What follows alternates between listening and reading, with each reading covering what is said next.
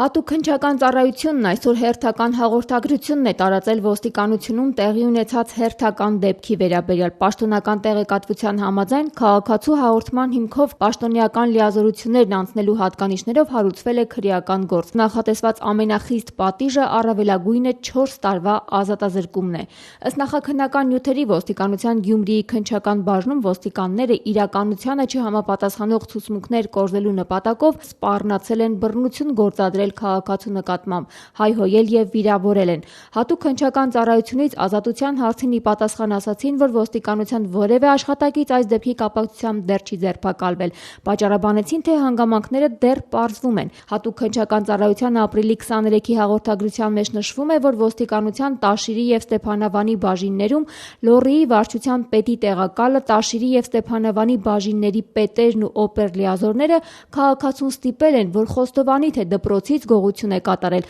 Հակառակ դեպքում ոստիկանները սպառնացել են սպանել կամ անհիմն մեղադրել որևէ անձի սպանության փորձ կատարելու մեջ եւ դատապարտել։ Սակայն որքան էլ տարօրինակ թվա, տվյալ դեպքում նույնպես որևէ ոստիկան դեռ չի ձերբակալվել։ Ոստիկանության հաշվետվության մեջ նշված է, որ անցյալ տարի ոստիկանների իրավախախտումների փաստերով հարուցվել է 62 քրեական գործ, սակայն դատապարտվել է ընդամենը 10 ոստիկան։ Կոնկրետ դեպքերից հայտնի է, որ դատապարտված ոստիկանները հիմնականում համաներմամբ ազատ են արձակվում։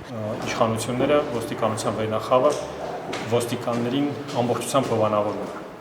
ապօրինությունների հարցում։ Ինչ պետք է ակնկալել ոստիկանության բաժնում սպանելու սպառնալիքների հետևանքով հարուցված քրեական գործից, նկատի ունենալով ոստիկանությունում 4 տարի առաջ տեղի ունեցած աղմկահարույց դեպքն ու դրա իրավական հետևանքները։ 2010 թվականի ապրիլին ոստիկանության Չարենցավանի բաժնում մահացել էր Վահան Խալաֆյանը։ Հարազատները համոզված պնդում են, որ 24-ամյա տղային սպանել են ոստիկանները ոստիկանության բաժնի պրոֆիլակտիկայի բաժնում խոհանոցային դանակով հարվածելով նրա որովայնին։ Դատարանը հաստատված էր համարել պաշտոնական վարկածը, թե իբր Խալաֆյանին հասցրել են ինքնասպանության։ Վերաքննիչ դատարանում գլխավոր մեղադրյալի քրեական հետախուզության բաժանմունքի նախկին պետ Աշոտ Հարությունյանի նկատմամբ համաներում կիրառվեց։ Նա ազատ արձակվեց։ Իրավապաշտպան Արտակ Զեյնալյանը Վահան Խալաֆյանի իրավահաջորդի ներկայացուցիչն է։ Ենթադրաբար հաստատվեց, որ տեղի ունեցել բռնություն անմարդկային վերաբերում, սակայն դրա համար եւս արժանի համարժեք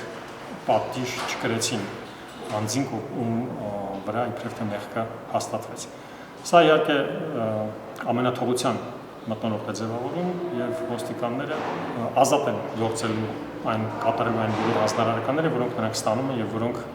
հակասում են իրավունքի իությանը, սահմանադրությանը եւ օրենքներին։